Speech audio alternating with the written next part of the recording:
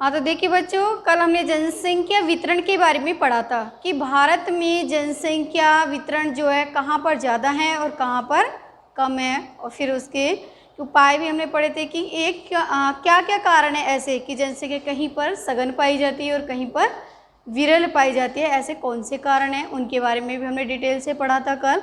आज जो हम ले रहे हैं इसका 2 पार्ट से शुरू कर रहे हैं, जिसमें है जनसंख्या घनत्व। देखेंगे जनसंख्या घनत्व किसे कहते हैं। एक निश्चित धरातल में निश्चित जनसंख्या के अनुपात को जनसंख्या घनत्व कहा जाता है। देखो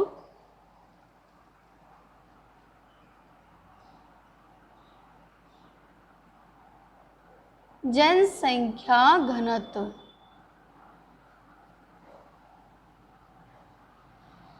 क्या है, देखिए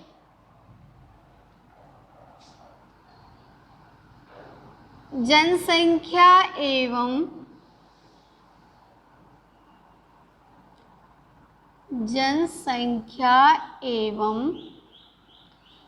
धरातल के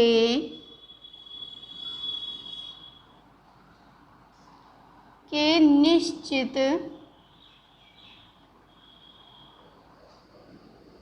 अनुपात को कहते हैं, को जनसंख्या घनत्व कहते हैं। धरातल पर जनसंख्या के निश्चित अनुपात को ही हम जनसंख्या घनत्व कहते हैं। इसमें जनसंख्या का मापन भी किया जाता है। जितनी जनसंख्या इस क्षेत्र में निवास करती है उसका जमाव जो होता है उसका मापन भी किया जाता है। या दूसरे शब्दों में देखिए,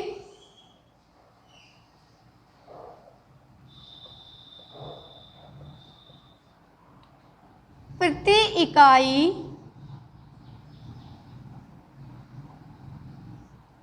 क्षेत्र में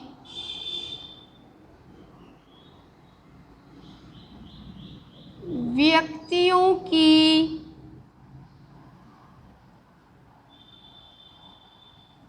संख्या को जनसंख्या घनत्व में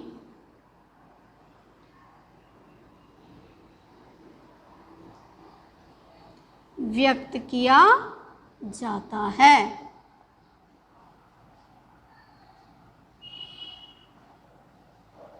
प्रति इकाई क्षेत्र में व्यक्तियों की जो जनसंख्या है, व्यक्तियों की जो संख्या है उसको हम जनसंख्या घनत्व में व्यक्त करते हैं। या यूं कह लो, जनसंख्या धरातल के निश्चित अनुपात को जनसंख्या घनत्व कहा जाता है।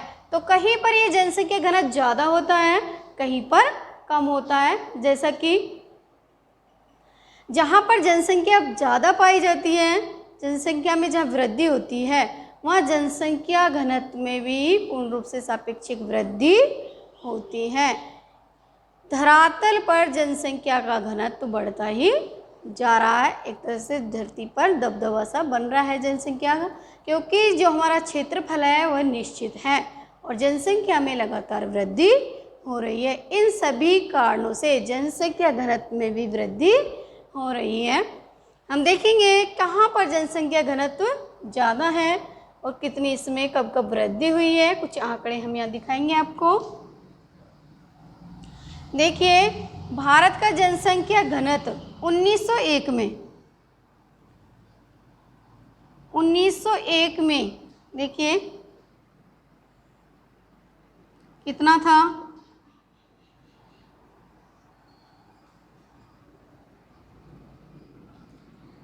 77 व्यक्ति प्रति वर्ग किलोमीटर।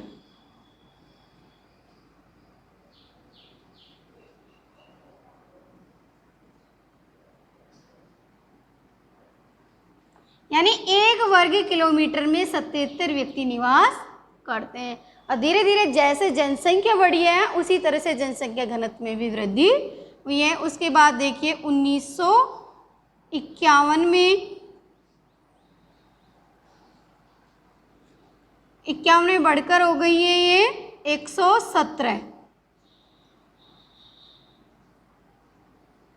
117 व्यक्ति प्रति वर्ग किलोमीटर।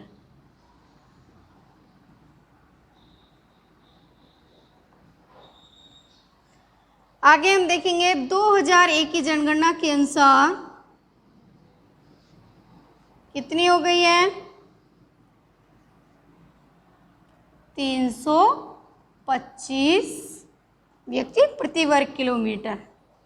और वर्तमान में जो है 2011 के अनुसार हम देखेंगे कितनी जनसंख्या घनत्व हो गया है 382 व्यक्ति प्रति वर्ग किलोमीटर। वर्तमान में भारत का जो जनघनत्व है कितना है 382 व्यक्ति प्रति वर्ग किलोमीटर, यानी 1 वर्ग किलोमीटर में 300 व्यक्ति निवास करते हैं। तो इससे क्या जाहिर हो रहा है कि क्षेत्रफल पर यानी क्षेत्र पर प्रति इकाई में जनसंख्या का जो दबाव है वह बढ़ता ही जा रहा है। ये सबसे अधिक जनसंख्या घनत्व भारत का बढ़ रहा है क्योंकि भारत की जो जनसंख्या है वो तीव्र गति से वृद्धि कर रही है। इन सब आंकड़ों का आप स्क्रीनशॉट ले सकते हो।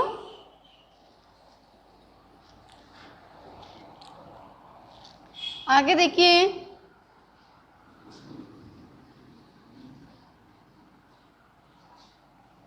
भारत के कुछ राज्यों में कल हमने पढ़ा था जनसंख्या का जो वितरण है वो सर्वाधिक है, जमाव ज़्यादा है, ज़्यादा बसे हुए हैं उन क्षेत्रों में, तो वहाँ पर जनसंख्या घनत्व भी ज़्यादा ही होगा।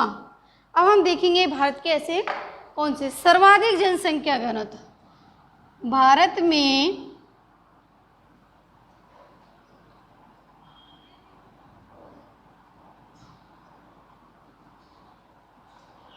सर्वाधिक जनसंख्या घनत्व वाला राज्य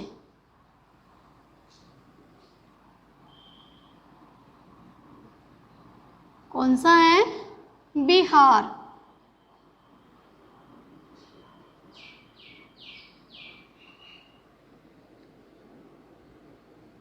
बिहार की है 1102। बिहार का जनसंख्या घनत्व कितना है? 1102 व्यक्ति प्रति वर्ग किलोमीटर। और सबसे कम देखेंगे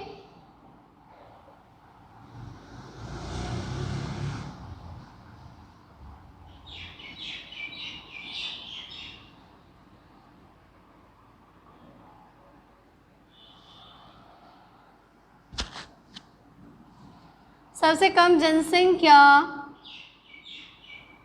घनत्व वाला राज्य है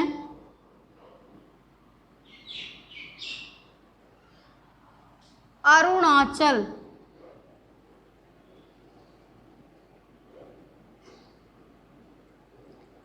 अरुणाचल प्रदेश कितना है? अरुणाचल प्रदेश का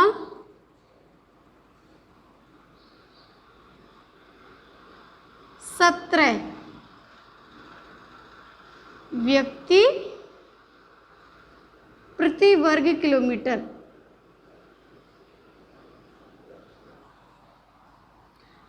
सबसे अधिक भारत में जनसंख्या घनत्व किसका है? बिहार का। कितना? 1102 व्यक्ति प्रति वर्ग किलोमीटर।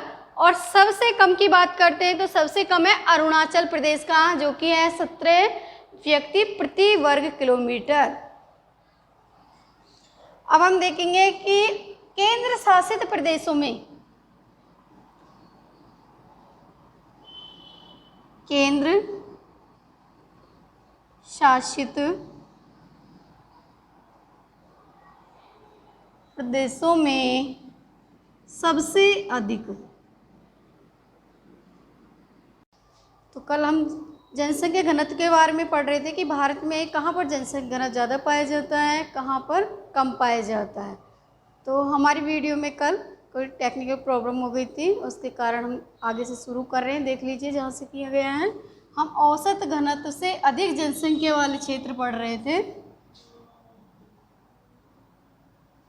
औसत घनत्व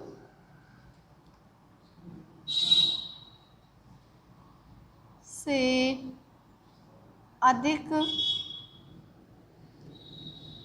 जनसंख्या वाले क्षेत्र।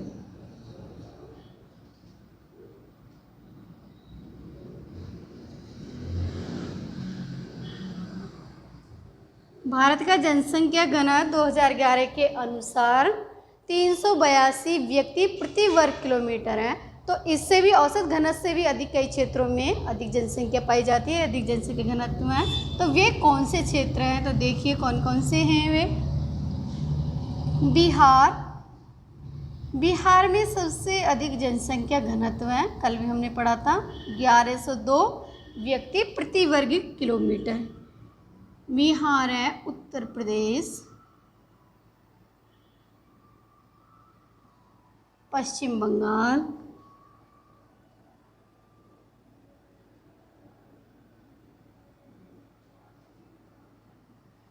केरल,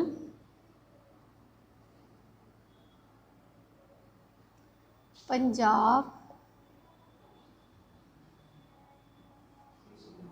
हरियाणा,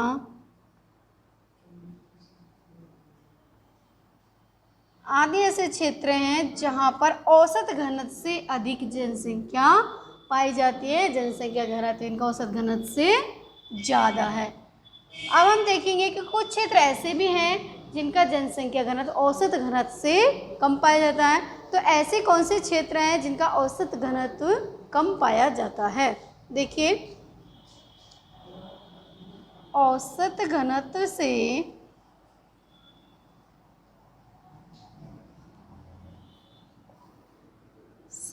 कम जनसंख्या वाले क्षेत्र।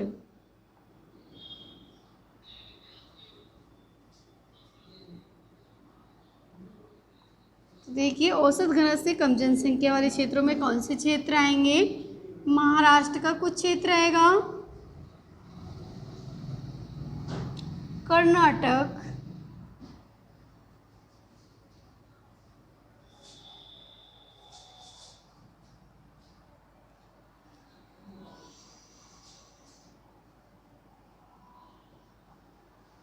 मणिपुर, मिजोरम, मेघालय, सिक्किम,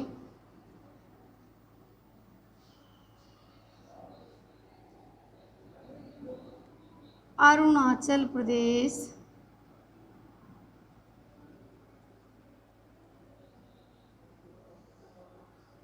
आदि। ये वे क्षेत्र हैं जहाँ औसत घनत्व से कम जनसंख्या पाई जाती है। अब जनसंख्या घनत्व के आधार पर ही भारत को 3 भागों में बांटा गया है। तो भी देखेंगे हम कि कहाँ पर अधिक जनसंख्या है, कहाँ पर कम है और कहाँ पर मध्यम। इस प्रकार से 3 भागों में बांटा गया है।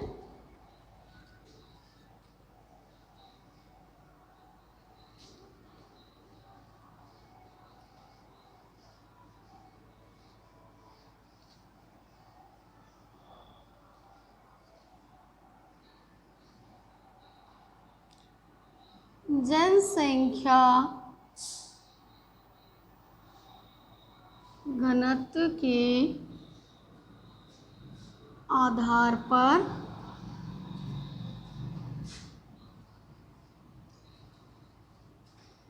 भारत को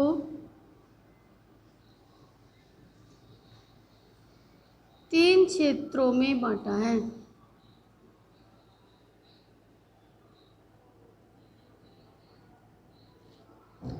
अब वे कौन से 3 क्षेत्र हैं जिनमें भारत को बांटा गया है। तो पहले देखिए, उच्च घनत्व वाले क्षेत्र।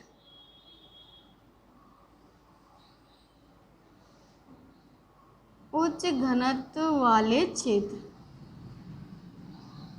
यानी जहाँ पर सबसे अधिक जनसंख्या का घनत्व पाया जाता है वे उच्च घनत्व वाले क्षेत्र कहलाएंगे, जिनमें होगा बिहार,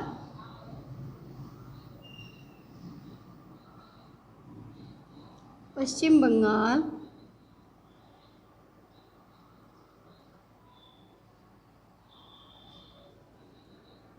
पंजाब, हरियाणा,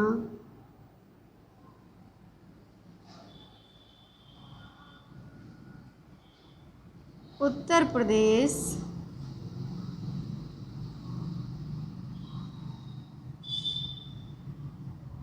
आंध्र प्रदेश,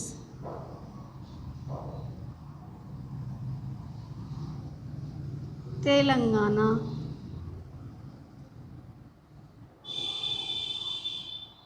आदि। ये वे क्षेत्र हैं जहाँ पर उच्च घनत्व पाया जाता है। अब उच्च घनत्व इन क्षेत्रों में क्यों पाया जाता है? क्योंकि यहाँ पर उपजाऊ मिट्टी पाई जाती है, कौप मिट्टी यहाँ पर होती है, मैदानी क्षेत्र हैं और यहाँ पर कृषि भी अच्छी होती है, क्योंकि यहाँ पर मैदानों में सिंचाई के जो संसाधन हैं वे भी उपलब्ध हैं। इस कारण से ये क्षेत्र उच्च घनत्व वाले हैं। दूसरा देखिए, मध्यम घनत्व वाले क्षेत्र।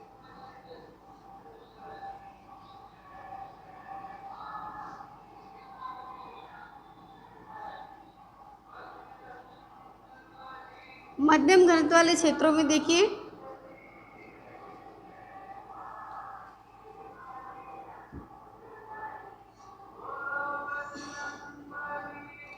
महाराष्ट्र, कर्नाटक,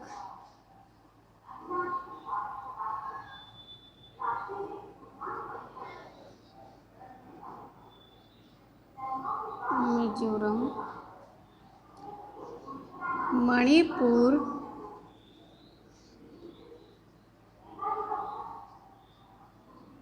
मेघालय, सिक्किम,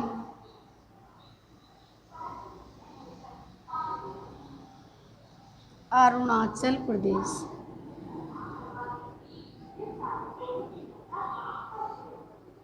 आदि। इन क्षेत्रों में मध्यम जनसंख्या घनत्व पाया जाता है।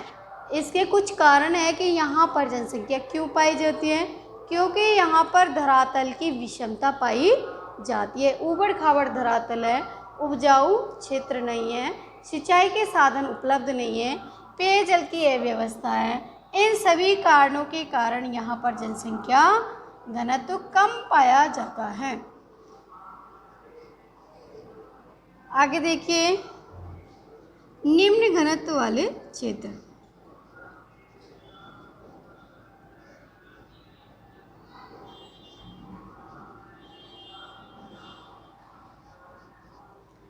निम्न घनत्व वाले क्षेत्र वे क्षेत्र हैं जहाँ पर जनसंख्या बहुत ही कम पाई जाती है। 300 व्यक्ति प्रति वर्ग किलोमीटर से भी यहाँ पर कम पाया जाता है, इसलिए यह जनसंख्या घनत्व कम है। तो ये क्षेत्र कौन कौन से हैं देखिए, पूर्वी हिमालय के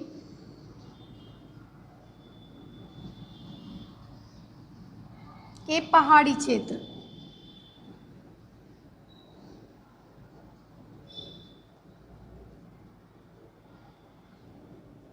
पश्चिमी राजस्थान,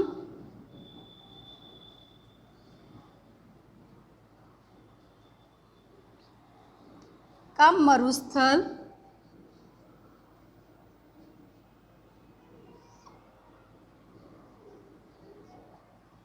मध्य प्रदेश,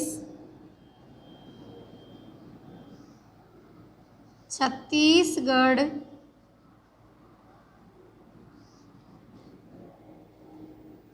झारखंड,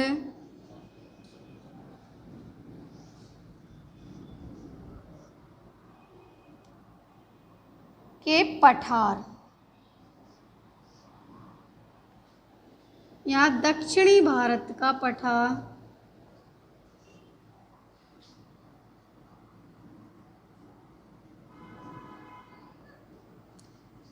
आदि क्षेत्र। इन क्षेत्रों में भी जनसंख्या घनत्व निम्न पाया जाता है क्योंकि यहाँ पर फसल बहुत ही कम होती है और जल संसाधनों की भी कमी है। इस कारण से ये कम बसे हुए क्षेत्र हैं। उच्च घनत्व वाले क्षेत्र में 500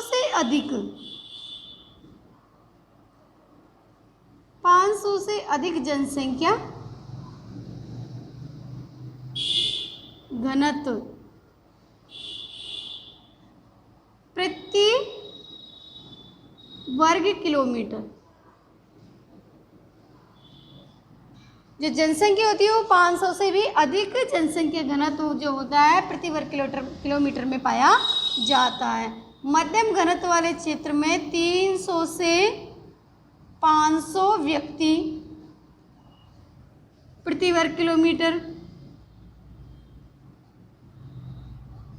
पाया जाता है और निम्न में 300 से भी कम व्यक्ति प्रति वर्ग किलोमीटर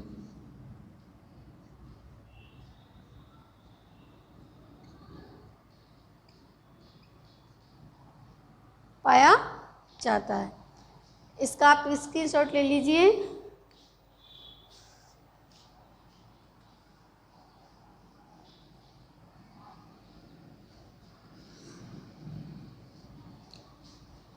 अब हम जनसंख्या घनत्व निकालने का सूत्र देखेंगे। जनसंख्या घनत्व का गणितीय सूत्र क्या है और इसकी परिभाषा भी क्या है।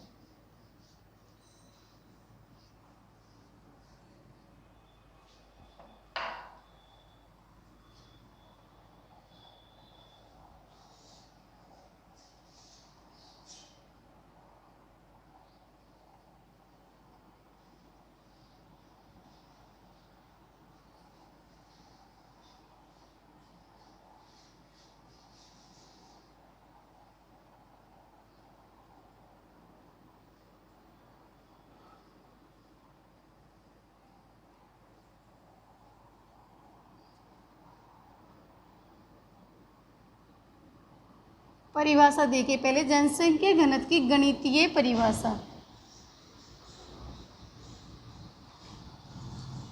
कुल जनसंख्या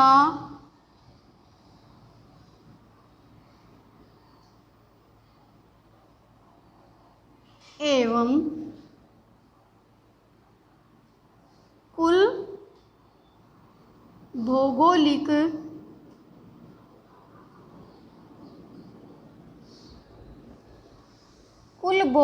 क्षेत्र के अनुपात को जनसंख्या का गणितीय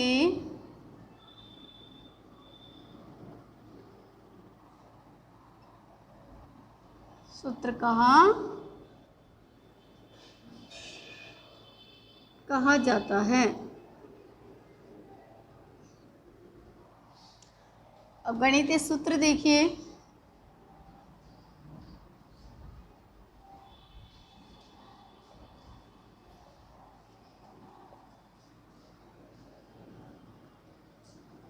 प्रदेश की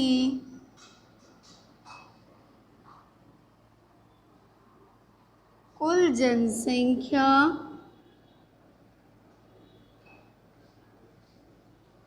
बटा प्रदेश का कुल क्षेत्रफल, ये इसका गणितीय सूत्र है। परिभाषा है कुल जनसंख्या एवं कुल भौगोलिक क्षेत्र के अनुपात को जनसंख्या का गणितीय सूत्र कहा जाता है या परिभाषा कही जाती है। और गणितीय सूत्र की परिभाषा दी गई है प्रदेश की कुल जनसंख्या बटा प्रदेश का कुल क्षेत्रफल, यानी किसी भी प्रदेश की किसी भी राज्य की जनसंख्या कितनी है उसमें उस प्रदेश के क्षेत्रफल का भाग दिया जाता है। देखो उदाहरण देख सकते हैं यहाँ पे।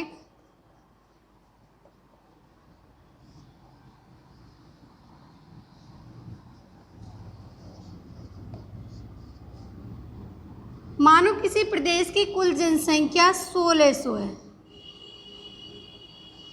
और क्षेत्रफल कितना है 400। 40 लगा लो, 0 से 0 काट दिया, 4 चौका 16, 40 बचे। तो 1 वर्ग किलोमीटर में कितनी जनसंख्या है 40 व्यक्ति प्रति वर्ग किलोमीटर।